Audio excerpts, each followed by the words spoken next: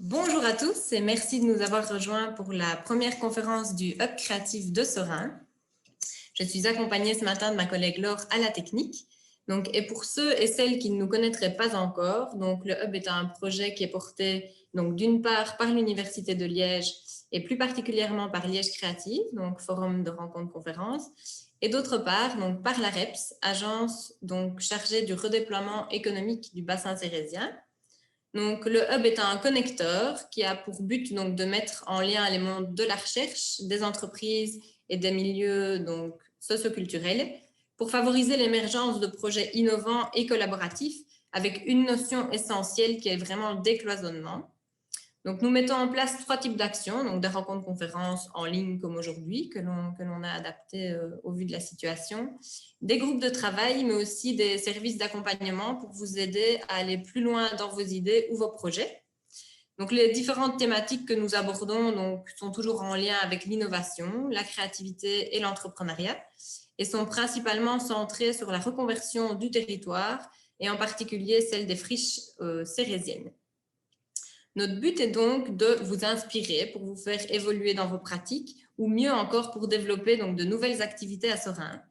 Et c'est dans ce cadre aujourd'hui que le Hub a choisi de mettre en lumière le fonctionnement du fonds Industria. Ce sera aussi l'occasion pour vous de vous inspirer sur la mise en place de ce type de soutien à l'innovation et aussi, pourquoi pas, nous l'espérons, de donner l'envie ou de vous donner l'envie de vous porter candidat à l'appel à projet du printemps 2021 dont on vous parlera tout à l'heure. Nous accueillons donc ce matin Monsieur Tavares Ducrotois, qui est directeur général du fonds Industria. Il nous fera découvrir plus en détail la genèse, mais aussi le fonctionnement de ce fonds. Et il interrogera les impacts de ce type de dynamique sur l'innovation. Et nous poursuivrons avec Monsieur Le Séguillon, directeur des opérations du fonds Industria, qui nous partagera la success story de la start-up Eliatech. Bonjour à tous. Ce serait une première pour moi de faire une présentation de ce type-là avec autant de personnes derrière un écran. Comme toutes les premières, il y aura peut-être quelques ratés, donc vous m'excuserez par avance. On va présenter avec Thibaut en 2 temps. Moi, je vais vous présenter un petit peu la genèse d'Industria, les objectifs qui ont été fixés, avec qui nous travaillons aujourd'hui chez Industria et quelle est la situation actuelle d'Industria, puisque, comme l'appel à projet a été lancé en septembre dernier, nous avons déjà généré un deal flow important de candidatures pour cette première session. Ensuite, lui, Thibaut, prendra en fait le relais en présentant la start-up dont il a été CEO pendant 7 ou 8 ans, je pense, de mémoire, et de montrer un petit peu comment est-ce qu'une start-up d'une telle ampleur qu'Eliatech a travaillé avec des fonds hands-on, avec des incubateurs, des accélérateurs, et de montrer un petit peu, de par son expérience, à quoi peut servir Industria et quelle est la contribution d'un fonds hands-on comme Industria auprès de start-up et de scale. Alors, moi, je vais commencer tout d'abord par la raison d'être et la genèse d'Industria. En fait, je vais le dire un peu peut-être crûment, mais la genèse d'Industria, elle a été réfléchie au sein du groupe John Cochrane de manière un peu centrée sur les besoins de John Cochrane à l'époque, en 2017, où John Cochrane réfléchissait à développer un incubateur interne de start-up. Un incubateur interne de projets en mode start-up, pour être précis. Comme John Cochrane est un grand groupe, plus de 5000 personnes dans le monde, ce n'est pas toujours facile d'être agile, ce n'est pas toujours facile d'innover rapidement, d'innover de manière lean, de pouvoir gagner en compétitivité, d'avoir une visibilité dans les écosystèmes de start-up. Et clairement, John Cochrane réfléchissait en disant « Tiens, ce serait pas mal si on avait un incubateur ». En 2018, j'ai été mandaté par Bernard Sorin, président du groupe John Cochrane, et Jean-Luc Morange, CEO du groupe John Cochrane, de manière à réfléchir à quelque chose de plus qu'un incubateur, qui permette à John Cochrane de pouvoir avoir accès à des écosystèmes de start-up auxquels un grand groupe comme le nôtre, à l'époque, n'avait pas accès, ou en tout cas était très peu présent.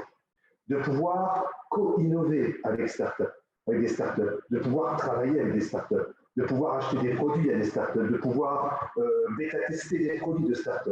Et donc, il y avait vraiment cette volonté. Et on s'est rendu compte de deux choses. La première, c'est que les startups ont généralement deux besoins. La première, c'est un besoin d'accompagnement. Hein.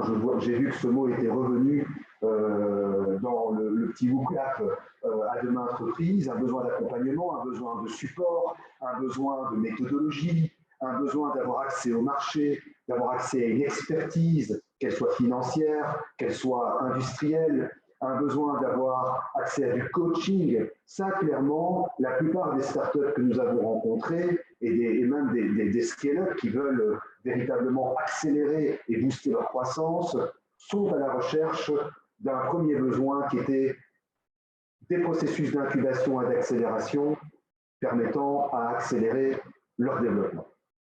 De l'autre côté, il y avait un autre besoin, le nerf de la guerre. Vous le savez tous, si vous développez ou si vous accompagnez le développement de start-up, eh bien, le nerf de la guerre, c'est l'argent.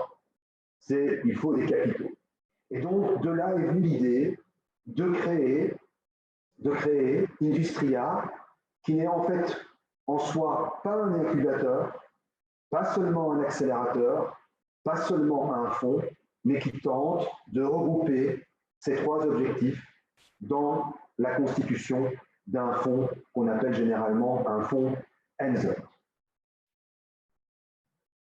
Alors, peut-être avant d'entrer dans la description d'Industria, c'est aussi d'expliquer d'où ça vient finalement cette réflexion de développer un incubateur. Finalement, John Cockerill, c'est 200 ans d'histoire et en fait, c'est 200 ans d'innovation. John Cockerill a toujours été à la pointe des technologies depuis le moment où, en 1817, John Cockerill est venu s'installer dans le bassin sorésien, que ce soit avec la machine à vapeur, les locomotives, et ensuite vers l'évolution, vers tout ce que vous pouvez aujourd'hui connaître de John Cockerill. Nous sommes actifs dans 5 secteurs. Nous sommes actifs dans la défense, c'est historique. Hein, John Cockerill a énormément travaillé à l'époque de la Première Guerre mondiale au soutien de la Belgique durant cette Première Guerre mondiale. Dans l'industrie, hein, dans l'industrie lourde, bien évidemment, que vous connaissez, dont on retrouve encore des traces aujourd'hui dans le bassin sorésien et ailleurs en Wallonie. Dans les services, hein, donc tout ce qui est maintenance, entretien, services industriels, dans l'énergie, avec des grands landmarks. Hein. Vous voyez ici une tour solaire dans le désert d'Atacama. Bien évidemment, nous sommes très actifs dans l'hydrogène depuis de nombreuses années. Nous sommes actifs dans tout ce qui est chaudière de récupération et dans tout ce qui concerne les énergies renouvelables. Et enfin, dans le secteur environnement, que ce soit le traitement des déchets, que ce soit le traitement des eaux, que ce soit le traitement des eaux médicalisées d'hôpitaux, avec un projet important qui est MEDIX, qui permet de pouvoir traiter des eaux qui émanent des hôpitaux ou des maisons de repos, par exemple, si je ne cite que cet exemple-là. Nous sommes installés dans 23 pays et nous regroupons au sein de notre groupe un peu plus d'une cinquantaine de nationalités pour un peu moins de 5500 personnes réparties dans le monde et dont le siège est à Seraing, à l'avenue Greiner, comme vous le savez très bien. Alors, je reviens à Industria. Donc, John Cockerill avait ce besoin un peu centré sur lui-même, mais il s'est très vite rendu compte que, d'une part, il pouvait apporter de l'expertise, du coaching, du support, de la méthodologie, de l'accès au marché. Il pouvait apporter également du financement, mais dans une certaine limite. Par ailleurs, il ne dispose pas, John Cockerill, de toutes les compétences en matière financière, en matière de capitalisation, en matière de prise de participation, tout comme nos partenaires peuvent la démontrer. Et donc, il a été décidé de sortir de notre zone de confort et de pouvoir créer un fonds qui ait une capacité suffisante que pour aider, accompagner et financer des startups actives dans les secteurs industriels alignés sur la stratégie de John Cockerill et dont les 5 secteurs que je viens de vous présenter, excepté le secteur défense. Il se fait que parmi nos partenaires, un certain nombre de partenaires n'ont pas l'autorisation ou la possibilité d'investir dans la défense, qui est un secteur à part entière. À part ce secteur-là, le fonds Industria est en mesure d'investir dans les 4 secteurs qui sont aujourd'hui maîtrisés et pour lesquels John Cockerill a des positionnements de leadership dans ces 4 secteurs. Ce fonds a donc été créé en partenariat avec 4 partenaires institutionnels. En premier lieu, au niveau fédéral, avec la SFPI, FPIM. En deuxième lieu, la SRIW, avec au niveau régional wallon. Avec bien évidemment nos partenaires provinciaux, même si Nochac dépasse les limites de la province, avec le partenaire Nochac. Et enfin, et c'est une première en Belgique à notre connaissance, un partenaire flamand, la Limburgs Reconversie Maatschappij, la société de reconversion du Limbourg, qui est un peu une société qui ressemble en matière de développement stratégique un peu à la REPS, au gré, au niveau du territoire liégeois, mais qui ressemble également très fortement à Nochac en matière de stratégie de financement et de prise de participation dans des sociétés qui ont pour objectif, entre autres, de reconvertir un territoire sidérurgiste qui est le territoire du Limbourg. Pas de souci. Et donc, je le disais, chacun des partenaires institutionnels a apporté 5 millions d'euros et John Cockerill a apporté 22 millions d'euros pour constituer un commitment total d'investissement de 42 millions d'euros. Industria a été constituée sous la forme d'une société indépendante qui a donc un objectif de prise de participation dans des startups, mais également un objectif d'accompagnement, John Cockerill pouvant apporter son expertise et son expérience dans les secteurs industriels, et les 4 partenaires institutionnels apporteront leur expérience et leur expertise dans tout ce qui concerne les due diligence, les pactes d'actionnaires, les prises de participation, le financement et le suivi des participations au sein des startups. C'est un fonds qui a une durée limitée de 10 ans, donc il a une véritable logique de fonds. Une logique de fonds, ça veut dire qu'à un certain terme, et en concurrence pour le cas de Industria Fund, on est sur une période de 10 ans, eh bien l'objectif est de pouvoir faire du rendement. Et donc, pour faire du rendement, il s'agit de procéder à un moment donné par des exits. Donc, l'objectif n'est pas de traîner en longueur et d'accompagner et d'être participatif au sein des entreprises ad vitam aeternam, c'est de donner un coup de boost par de l'accompagnement et par de l'investissement. Et à un moment donné, quand la start-up est suffisamment mature et qu'elle a rencontré les besoins de son marché et qu'elle a des clients, ben, c'est de sortir et de la laisser voguer de ses propres ailes. C'est un fonds également qui est typiquement spécialisé, qui se concentre sur des thématiques que je vais expliquer par la suite et qui est un fonds qu'on appelle un fonds fermé, c'est-à-dire qu'aujourd'hui, ce fonds, c'est 42 millions d'euros, il est fermé et on va fonctionner pendant les 10 prochaines années avec John Cockerill et ses 4 partenaires. Il n'est pas ouvert et donc d'autres partenaires financiers ne devraient pas entrer dans le fonds. C'est important parce que ce n'est pas le cas, du fonctionnement de tous les fonds. Alors, je le disais, un véritable statut de fonds d'investissement qui, grâce aux partenaires financiers et John Cockerill, peut apporter du support, du coaching, de l'incubation et de l'accélération et surtout donner accès au marché de John Cockerill et des 4 partenaires institutionnels qui sont, eux, dans des écosystèmes financiers dans lesquels John Cockerill n'est pas, mais qui peut être utile pour des startups, donner accès aux clients de John Cockerill, donner accès aux fournisseurs, aux partenaires industriels de John Cockerill et de l'écosystème des 4 partenaires institutionnels.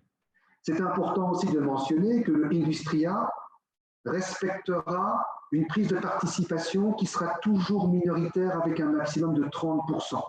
L'objectif d'Industria, c'est de permettre aux fondateurs de la start-up ou de la scale-up, de la bonne PME, de pouvoir rester le plus longtemps possible aux commandes. Industria ne souhaite pas se substituer et prendre du pouvoir au sein de la start-up. Industria se limitera donc à des participations minoritaires à concurrence d'un minimum de 30% en fonction de la valorisation de la start-up. Bien évidemment, puisqu'on est un fonds hands-on, nous avons des partenaires hands-on qui nous accompagnent. John Cochrane travaille depuis 2 ans et demi avec le partenaire Impulse Partner, qui est un des cofondateurs de la station F à Paris, qui est le plus grand incubateur du monde, où vous avez toutes les plus grandes sociétés, à tout le moins françaises, européennes, voire quelques sociétés internationales, qui sont installées dans ce incubateur qui, je pense, fait 15 000 ou 20 000 mètres carrés d'espace dédié au monde des startups. Noshaq est évidemment, entre autres, Lean Square, qu'il mettra à disposition d'Industria pour accompagner les startups d'un point de vue plutôt incubation. La SRIW nous mettra à disposition son fonds d'investissement Wing spécialisé dans le monde digital. Et enfin, la Limburg Franco-Versimats Capel a des installations qui sont assez exceptionnelles. Souvent, on oublie qu'à 30 km de Liège, il y a là un écosystème qui est assez impressionnant. Nous avons fait une visite avec le conseil d'administration de John Cochrane quand nous avons commencé à discuter avec LRM. Et vous avez Énergiville qui est doté de 4000 m² d'espace de test dans tout ce qui concerne la transition énergétique, que ce soit domestique ou que ce soit industriel. Vous avez Incubator, qui est un incubateur d'un peu plus de 300 startups complètement dédiés à la transition énergétique. Vous avez également Corda, qui est un incubateur complètement dédié au développement plutôt digital, IoTs, et Smart Industry, etc. Et donc là, on a là, avec nos 4 partenaires publics, également des partenaires hands-on qui permettront d'offrir, je dis bien d'offrir aux startups tout un ensemble de services, de support, de coaching, d'incubation et d'accélération. En plus d'une prise de participation financière au sein de la société de manière à soutenir son développement au niveau de ses marchés et de ses clients. Alors en termes de scope géographique, on s'est limité sur l'axe de l'industrie 4.0 au niveau européen. Il y a trois zones où l'industrie 4.0 est très dynamique. Vous avez bien évidemment la Chine, qui est évidemment le leader mondial en matière d'industrie 4.0. Souvent, on les sous-estime, mais c'est quand même là sur ce continent qu'il y a le plus de robots et d'industries, entre guillemets, automatisées. Vous avez ensuite la côte est américaine, avec toute la région autour de Boston, et vous avez la France et l'Allemagne, qui sont les 2 pays qui ont un certain leadership en matière d'industrie 4.0 et de nouvelle industrie. Nous, avec notre positionnement ici à Liège et en particulier à Seraing, puisque nous avons, pour ceux qui connaissent Seraing, nous avons transformé l'ancien casino, l'ancien restaurant italien et casino, en un petit espace de coworking avec une vingtaine de postes où le siège d'Industria est installé dans cet ancien restaurant, ancien casino. Et John Cochrane y installera également au rez-de-chaussée l'ensemble de son département recherche et développement innovation, de manière à ce que les startups qui seront incubées et accélérées au sein d'Industria puissent également bénéficier de l'expertise de la R&D de John Cochrane. Alors notre scope, il s'établit entre la France, l'Allemagne, la Belgique, sans oublier évidemment le Luxembourg. On a quelques startups qui viennent du Luxembourg, et la Hollande, où il y a des écosystèmes qui sont aussi très impressionnants et très intéressants pour accompagner nos startups et leur donner accès à des écosystèmes qui créent de la valeur ajoutée pour leur propre développement. Alors, je le disais tout à l'heure, on a choisi de se spécialiser dans 3 thèmes forts: la transition énergétique, l'industrie 4.0 et de manière un peu plus générale, la digitalisation des industries et tout ce qui est nouveaux matériaux et en particulier des nouveaux revêtements, parce que en fait, les nouveaux matériaux et les nouveaux revêtements servent à la transition énergétique et servent à l'industrie 4.0. Alors, de manière un peu plus précise, pour un peu réduire le scope, dans la transition énergétique, il y a des grands il y a des grands sous-secteurs sur lesquels on pense que les marchés sont prometteurs et pour lesquels des clients ont des véritables besoins, là maintenant, aujourd'hui et pour demain. C'est bien évidemment la production, la distribution et le stockage d'énergie et d'hydrogène. On en parle, hein, vous avez certainement entendu parler des plans de relance au niveau belge et français. En France, sur le plan de relance de 100 milliards, il y a 7 milliards qui sont dédiés à l'hydrogène pour soutenir le développement de start-up, de scale-up et d'entreprises qui vont développer des solutions en matière d'hydrogène. 7 milliards de subsides. Deuxième thème important, c'est évidemment tout ce qui est storage et batteries en matière d'énergie, tout ce qui est énergie renouvelable, que ce soit dans l'éolien, que ce soit dans le solaire, dans le thermique, dans la chaleur, etc. Et bien évidemment, tout ce qui est en fait les smart grids, hein, les systèmes autonomes de production et de distribution d'électricité, mais également de tout ce qui est lié à tout ce qui est eau potable et chaleur, ce qui est souvent lié et principalement dans des pays en voie de développement. Je vois que Guillaume Delporte est présent et c'est un collaborateur de chez John Cockerill. Et je pense que l'année passée, il a présenté son projet au Hub qui développait un système autonome de production d'énergie, de purification d'eau et même de production de fruits et légumes. Il avait présenté ça à Liège Créative l'année passée, je pense, avant que le coronavirus nous tombe dessus.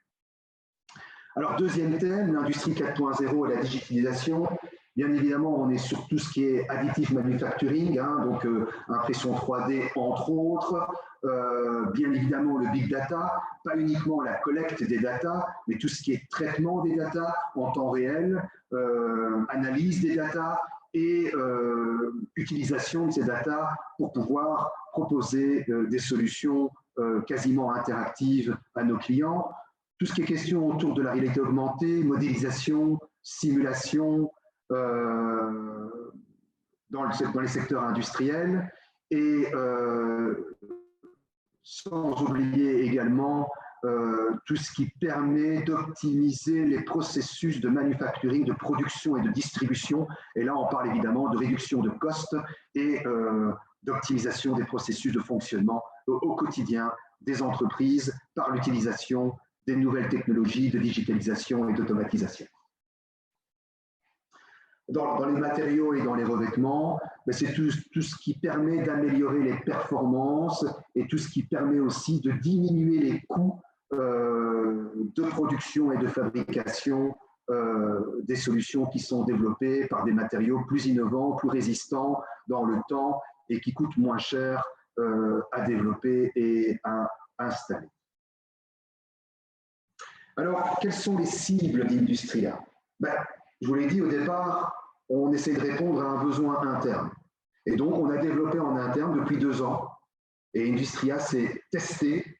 Elle a fait finalement son MVP et son POC elle-même en interne chez John Cockerill. On a d'abord essayé de voir comment ça marchait auprès de nos intrapreneurs chez John Cockerill. Donc, ce sont des employés, des collaborateurs, où qu'ils soient, chez John Cockerill, qu'ils soient dans des fonctions techniques ou dans des fonctions de bureau d'études ou dans des fonctions opérationnelles sur le terrain et qui ont des idées et on les a accompagnés en mode incubation, en mode accélération pendant un certain temps. Aujourd'hui, Industria est toujours évidemment ouverte à recevoir des candidatures des employés du groupe John Cockerill qui pourraient, le cas échéant, s'ils sont les sélectionnés, intégrer Industria sous la forme d'une start-up à part entière. Ça veut donc dire qu'un collaborateur quitterait le groupe John Cockerill pour créer sa propre start-up, aidé financièrement par John Cockerill, et ensuite rentrer dans un processus d'accompagnement et de prise de participation d'Industria. John Cockerill participera donc à l'alimentation du deal flow d'Industria. Alors, ceci est une part relativement minoritaire, puisque nous ne sommes pas un groupe avec des centaines de milliers de collaborateurs dans le monde, et donc à un moment donné, la source tarira, même s'il y a quand même pas mal de nouvelles idées qui sont apportées régulièrement, mais bien évidemment, Industria se dirige principalement à des startups et à des bonnes PME qu'on appelle aujourd'hui des scale-up. Alors, en termes de structuration et de fonctionnement, bon, ça, on rentre un peu dans la pratique, mais c'est un peu pour vous montrer comment est-ce qu'on va fonctionner. C'est un peu typique des fonds et des incubateurs. On a essayé de mixer les deux aspects. Donc, je l'ai dit, d'un côté, vous avez les intrapreneurs qui participent en interne chez John Cottrell à des bootcamps. Et de ces bootcamps, eh bien, certaines idées pourraient ressortir comme étant pertinentes pour Industria et seront, le cas échéant, proposées au comité de sélection d'Industria. Bien évidemment, pour les startups et les scale-up, eh bien, ça dépend un peu de leur niveau de maturité. Si c'est une startup early stage, elle rentrera en incubation. Si par contre la startup a besoin de diversifier sa ligne de service ou ses produits, ben, elle n'a pas besoin d'incubation. Elle a peut-être besoin d'une accélération pour pouvoir pénétrer un marché dans lequel elle n'est pas, pour pouvoir l'aider à diversifier son produit de manière un peu technique. Et donc là, elle passera peut-être en accélération ou tout simplement directement en série A ou en série B en fonction de la maturité de la startup. Alors, quand on parle investissement, on parle évidemment de prise de participation et on parle évidemment d'apport en capital. Quels sont les tickets moyens d'Industria? Eh bien, le ticket moyen s'échelonne entre 500 000 € pour le premier ticket qu'Industria peut apporter. Ça peut être 100 000, comme ça peut être 700 000 ou 600 000, mais on a fixé le ticket moyen entre 400 et 500 000 €.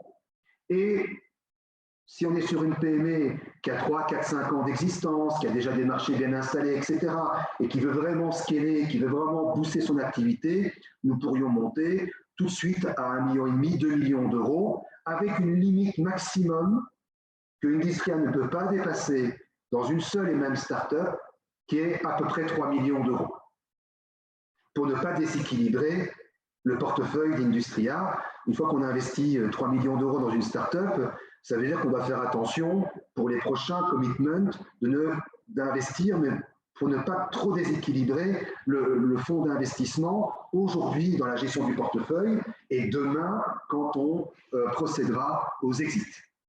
Il est important aussi de mentionner que pendant toute la période d'incubation, il n'y a pas de prise de participation de la part d'Industria. Industria met à disposition ses services, ses coachs, ses experts. Si vous voulez tester votre produit avec un département chez John Cottrell, vous pouvez le faire bien évidemment. Tout ça est mis à la disposition de la startup. Mais comme on est encore très très early stage et que le business model n'est pas entre guillemets validé, là Industria ne prend pas de participation.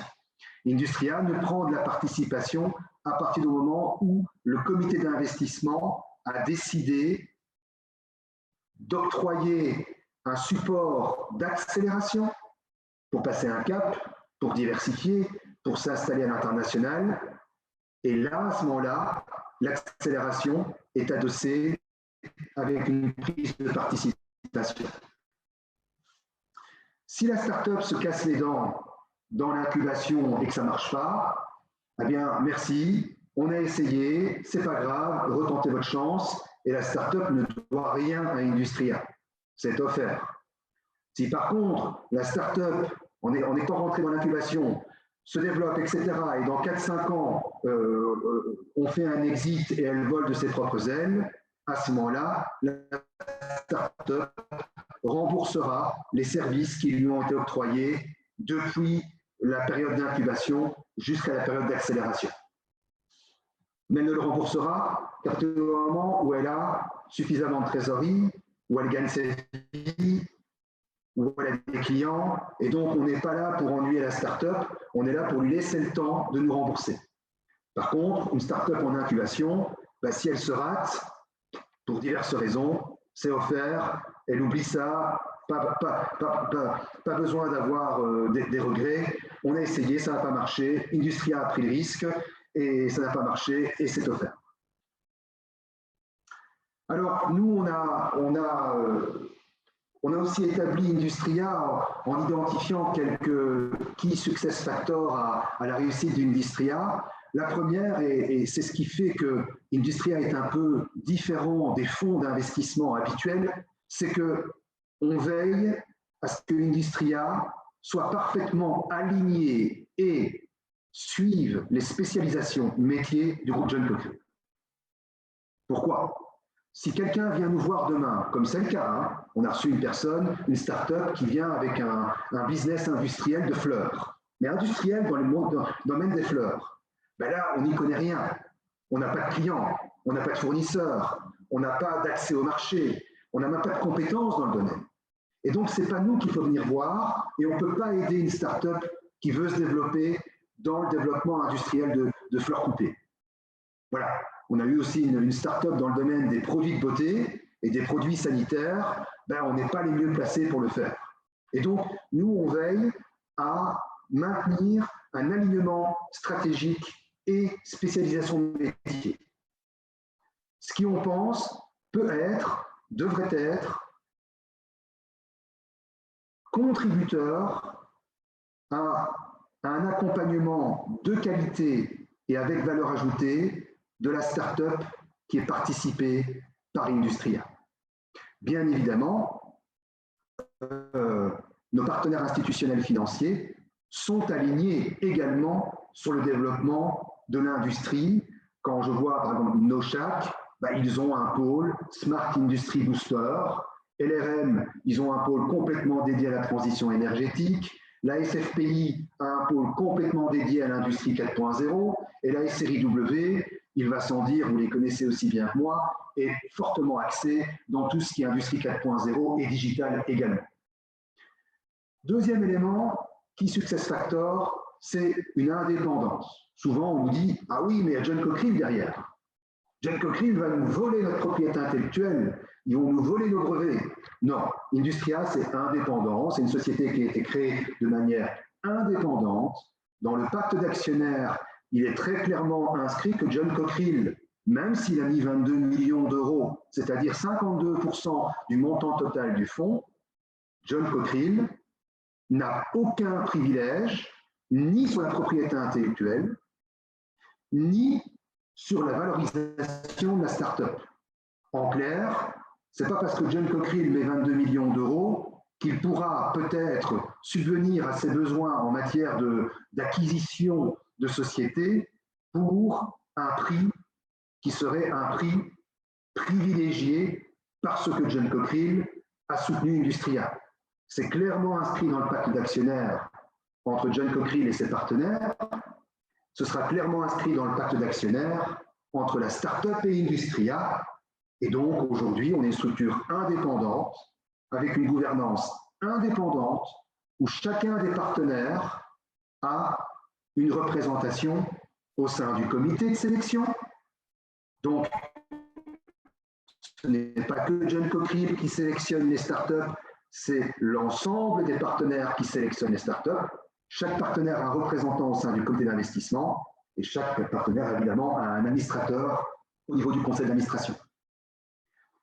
Troisième élément, et je m'arrêterai là, c'est, nous on pense que Industria pourra réussir à accompagner les startups si John Cochrane et ses 4 partenaires donnent accès aux écosystèmes dans lesquels ils évoluent chaque jour. Et donc clairement, ça aussi c'est clairement établi dans le pacte d'actionnaires. John Cochrane et les 4 partenaires institutionnels publics ouvrent l'ensemble de leur écosystème, de leurs services, de leur accès au marché, aux startups qui seraient participées par Industria. Je terminerai par un petit mot de la situation dans laquelle on se trouve aujourd'hui. Le premier appel à projet a été lancé le 4 septembre. Nous avons finalement fait peu de publicité, quelques vidéos sur LinkedIn, sur Facebook, etc. Mais finalement, 1 ou 2 articles et peu de publicité. À l'heure d'aujourd'hui, mais Thibaut, dis-moi si ce matin nous n'avons pas reçu une supplémentaire, mais nous sommes à 66 startups qui ont déposé leur dossier sur notre site internet ou qui nous viennent de nos partenaires. Pardon ? Correct, on est bien toujours à 66 depuis hier. Toujours bien à 66, parce que tous les jours, il y en a une qui se pointe à la porte. Et donc aujourd'hui, on a 66 dossiers. Alors, je reprends mon expression fétiche, c'est comme dans le fromage belge, il y a un peu de tout, et pour tous les goûts. Il y en a certaines qui sont hors scope, il y en a certaines qui sont par contre extrêmement intéressantes.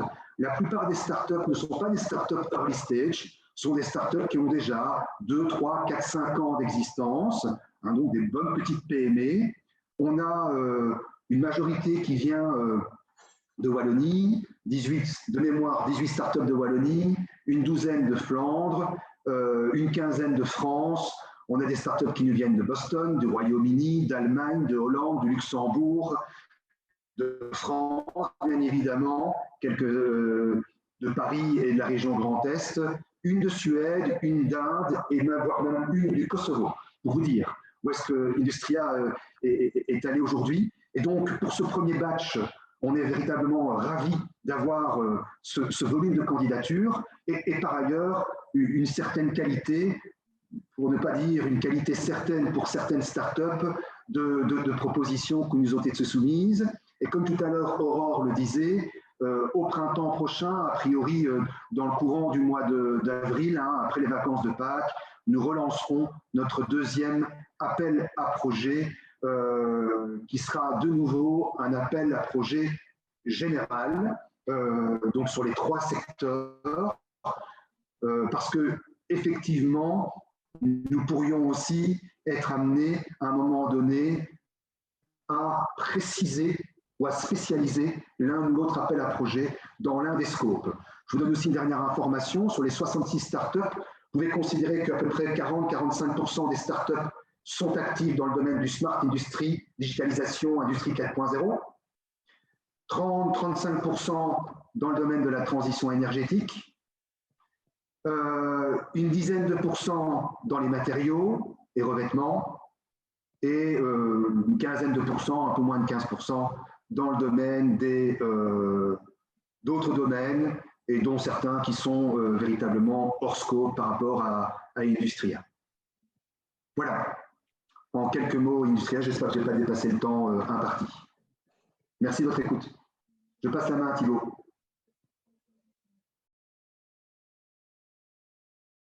Bonjour, Thibaut Le Séguillon. J'ai rejoint Industria il y a quelques semaines. Et avant ça, j'étais chez Eliatech et je vais vous faire l'histoire d'Eliatech en 10-15 minutes pour pouvoir avoir du temps pour les questions.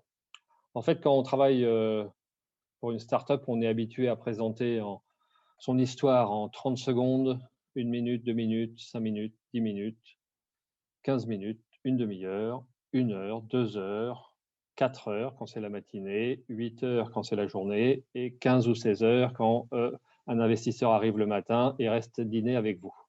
Donc, il faut savoir s'habituer à moduler le temps de présentation en fonction de ses interlocuteurs. Aujourd'hui, je vais me prendre 10 à 15 minutes pour vous présenter Eliatech et sa success story. Donc, j'ai rejoint Eliatech en 2011. Eliatech est une start-up, toujours, basée à Dresden, dans l'est de l'Allemagne, avec des laboratoires de chimie à Ulm, dans le sud de l'Allemagne. Quand j'ai rejoint Eliatech, elle avait déjà 5 ans, puisqu'elle a été créée en 2006 comme une spin-off de 2 universités allemandes, l'université technique de Dresde et l'université de Ulm. Donc, des chercheurs ont pris le résultat de leurs recherches, de leurs travaux de recherche, tant au niveau matériaux qu'au niveau device, et ont créé Eliatech pour essayer de mettre ce produit sur le marché. Entre 2006 et 2018, Eliatech a dû lever 150 millions d'euros et est devenue une des startups qui a levé le plus d'argent dans la deep tech en Europe. Eliatech fabrique des films solaires. Des films solaires, c'est des films plastiques qui produisent de l'électricité. Et ces films solaires sont pour monter sur les façades de bâtiments ou sur les toits de bâtiments qui ne peuvent pas prendre le poids des panneaux solaires traditionnels. Eliatech, c'est la complexité maximum pour une start-up parce que Eliatech développe des nouveaux matériaux. Donc, comme je viens d'en parler, il y a un laboratoire de chimie organique. Organique, ça veut dire que c'est à base de carbone qui développe des nouvelles molécules toutes les semaines dans le laboratoire. Et ces molécules vont attraper des photons qui sont la lumière et va en faire de l'électricité. Dans les 9 ans que j'ai passé chez Eliatech, on a développé, je sais pas, des centaines de molécules et il y en a 3 qui étaient bonnes et qui sont passées dans le device. Le device, c'est on prend cette matière organique et on met en laboratoire sur des petites plaques de verre de quelques centimètres carrés des couches de matériaux. Ces couches font entre 5 et 25 nanomètres et on met 20 à 30 couches pour développer ce device en fait. C'est du semi-conducteur, c'est du semi-conducteur organique, mais c'est aussi du semi-conducteur. Donc il faut doper certaines couches pour maximiser les performances du device. Une fois qu'on a un device, il faut développer un produit. Donc, il faut déposer ces matériaux sur des films plastiques. Il faut trouver un packaging pour que le film plastique soit utilisable facilement par les clients. Donc là, on passe au niveau du produit. Eliatech a dû développer et faire développer des nouveaux processus de fabrication. Ça n'avait jamais été fait par personne au monde. Comme je le disais souvent quand je présentais l'histoire Eliatech, c'est un peu comme aller sur la Lune dans les années 60. Il fallait tout inventer. Il fallait aussi inventer les machines de fabrication. C'est du dépôt, les matériaux organiques qui se fait sous vide, sur ultra vide. En fait, c'est le vide sidéral. Et c'est des machines assez compliquées, non, je vais dire même très compliquées à développer et à mettre en œuvre. Et enfin, Eliatech a décidé d'aller sur les façades de bâtiments. Si vous vous promenez dans la rue, vous voyez qu'il n'y a pas encore ni de films solaires, ni de produits solaires sur les façades de bâtiments. C'est des nouveaux marchés. Et donc, il faut convaincre un certain nombre d'acteurs dans ces nouveaux marchés de s'ouvrir l'esprit et de considérer qu'une façade de bâtiment, ça peut être monétisable et ça peut produire de l'électricité. Donc, l'aventure a commencé en 2006. TUDAG, c'est le bureau de valorisation de l'université de Dresde, l'université de Ulm, quelques business angels et les fondateurs ont créé Eliatech et ont mis quelques centaines de milliers d'euros. Les deux universités ont mis dans la corbeille du nouveau-né les brevets. Et ça, c'était très, très important parce que souvent, la valeur d'une jeune start-up, c'est dans sa propriété intellectuelle. Et en contrepartie de ces brevets, ils ont eu une partie du capital d'action d'Eliatech, mais ils ont bien voulu mettre les brevets dans la start-up, ce qui rassure et facilite, après on verra, les augmentations de capital. Parce que tant les CVC, donc les Corporate Venture Funds, que les VC, les Venture Capital, regardent où sont les brevets et la propriété intellectuelle. C'est un point très, très important pour eux. Et si la propriété intellectuelle reste dans l'université et ne va pas dans la start-up, c'est toujours un point difficile plus difficile à gérer. Ce n'est pas impossible, mais c'est plus difficile à gérer. En 2007, donc rapidement après, le CEO à l'époque, qui malheureusement est décédé en 2008, a réussi à convaincre 2 grands industriels allemands, que sont Robert Bosch et BASF, à investir dans Eliatech et dans cette aventure. C'était le début des OLED, des écrans OLED, qui est le pendant à la technologie Eliatech. Et Robert Bosch et BASF étaient très actifs. Robert Bosch dans le solaire, BASF dans tout ce qui était nouvelles molécules. Et donc, ils ont vu un intérêt pour développer. Wellington Partners a été notre premier VC, une société de capital risque basée à Munich, dans le sud de l'Allemagne, présente dans toute l'Europe, sur des technologies très avancées ou des business models très avancés. Ils ont en particulier investi dans Spotify en Europe. Avec Robert Bosch et BASF, nous avions 2 partenaires industriels critiques. BASF, comme nous, développait des nouvelles molécules. BASF était un partenaire de développement, en fait. Notre équipe à Ulm développait certaines molécules, BASF développait d'autres molécules, et à Dresden, on essayait les deux et on les a mis un peu en compétition. Robert Bosch était aussi un partenaire hands-on puisqu'ils nous ont aidés à développer une partie de l'équipement et ils nous ont donné du feedback sur ce nouvel équipement qu'on était en train de développer. Ils ont des décennies d'expérience à développer des nouveaux équipements et leur input au niveau de l'industrialisation a été de très grande valeur pour nos équipes parce qu'ils avaient en face d'eux des gens qui faisaient ça. Il y avait je dirais, un niveau d'expérience, de skills, de knowledge qu'ont pu apporter les équipes de Robert Bosch quand on a designé la première ligne pilote avec ces 8 millions.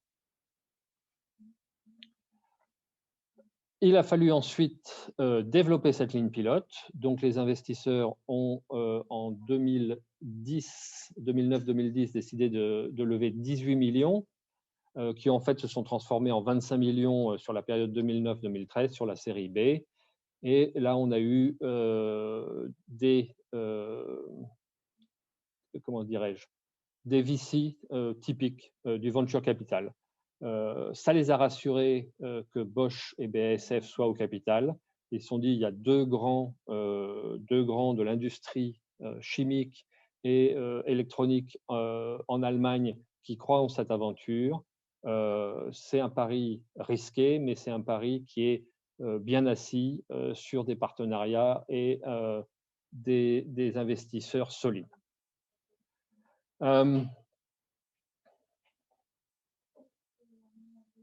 partir du moment où la ligne pilote a été installée en 2014-2015, on a pu montrer que ce rêve de passer du labo à une ligne pilote était possible.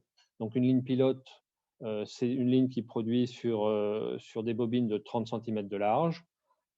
Il y a eu plein de problèmes, mais bon, ça, ce n'est pas le but aujourd'hui. Mais ce qui est important, c'est que nos ingénieurs et nos fournisseurs de machines, ensemble, ont pu travailler pour résoudre tous les problèmes techniques. Ça a pris plus de temps, ça a pris plus d'argent que prévu, mais je crois que ça, c'est le fait de toutes les startups. Et donc, en s'appuyant et sur BASF et sur Bosch, on a pu développer une ligne pilote qui fonctionnait. Et donc, de convaincre nos investisseurs à l'époque d'aller sur la série C en 2016, quand en fait on a commencé en 2015, on a mis, oui, même peut-être fin 2014, on a mis plus de 18 mois à lever ces 82 millions. En fait, on cherchait à monter 60 millions, mais on n'y est pas arrivé. On est arrivé à 82 millions. L'engouement a été très fort. Ça prend beaucoup de temps parce que c'est des risques importants, mais on a fait un tour de table assez remarquable puisqu'on a réussi à amener Engie, le groupe Engie, avec Engie Venture. On a réussi à amener Innogy au niveau du groupe Innogy, alors que c'est Innogy Venture qui était déjà dans notre capital, qui avait donc une bonne compréhension de ce qu'on faisait.